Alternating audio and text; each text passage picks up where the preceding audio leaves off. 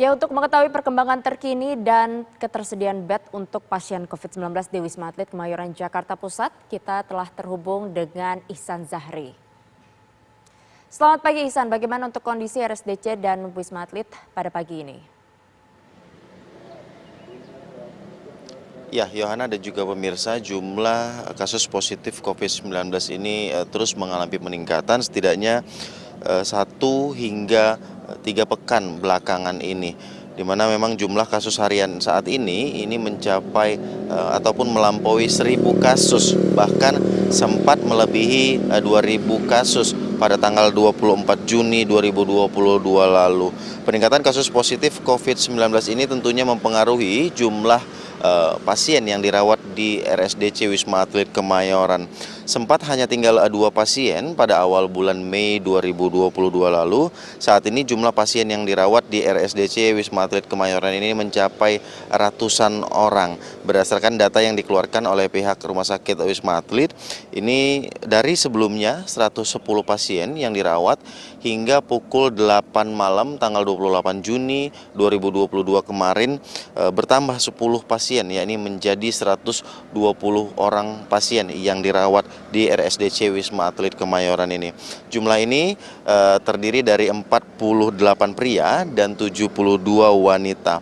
Tower yang disediakan untuk mengisolasi ataupun merawat seluruh pasien atau 120 pasien tersebut ini dipusatkan, maksud kami disiapkan di Tower 5, 6, dan 7. Namun informasi yang kami dapatkan, para pasien ini melakukan ataupun menjalani isolasi ini terpusat di Tower 6. Sementara itu untuk di Tower 4 Wisma Atlet Pademangan tercatat saat ini yang menjalani karantina di Wisma Atlet Pademangan tersebut adalah sebanyak 557 orang.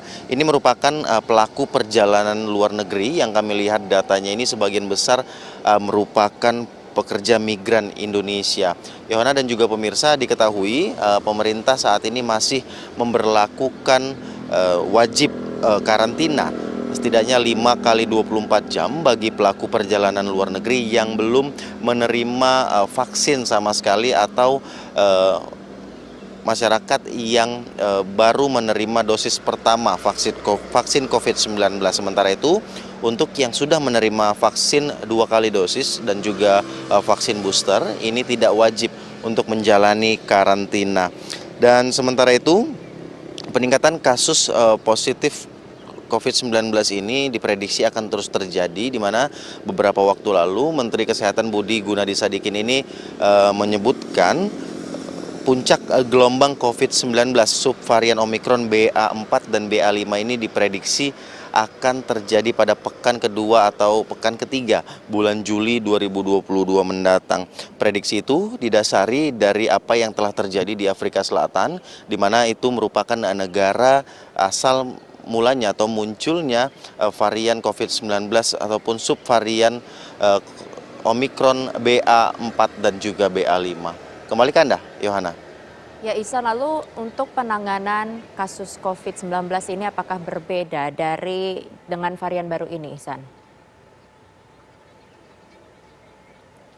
Ya, menurut informasi yang kami dapatkan saat ini yang dirawat di Wisma Atlet Kemayoran ini adalah tanpa gejala begitu ataupun gejala ringan, artinya treatment yang diberikan pun masih sama begitu dengan para pasien yang sebelumnya atau maksud kami yang positif COVID-19 dengan varian-varian sebelumnya. Dan tentunya pada saat dirawat di sini treatment itu terus dilakukan, dan nanti beberapa hari setelah mereka dirawat di pasien atau di Wisma Atlet Kemayoran ini akan dilakukan tes secara berkala dan bukan hanya sekali, dan itu dilakukan beberapa kali untuk memastikan ketika mereka sudah negatif dari COVID-19 ini, mereka benar-benar sudah sembuh, artinya sudah tidak lagi terpapar COVID-19 terutama subvarian Omikron BA4 dan juga BA5 ini. Yohana. Baik, terima kasih Ihsan Zahri atas laporan Anda dari Wisma Atlet Kemayoran, Jakarta Pusat. Selamat bertugas kembali.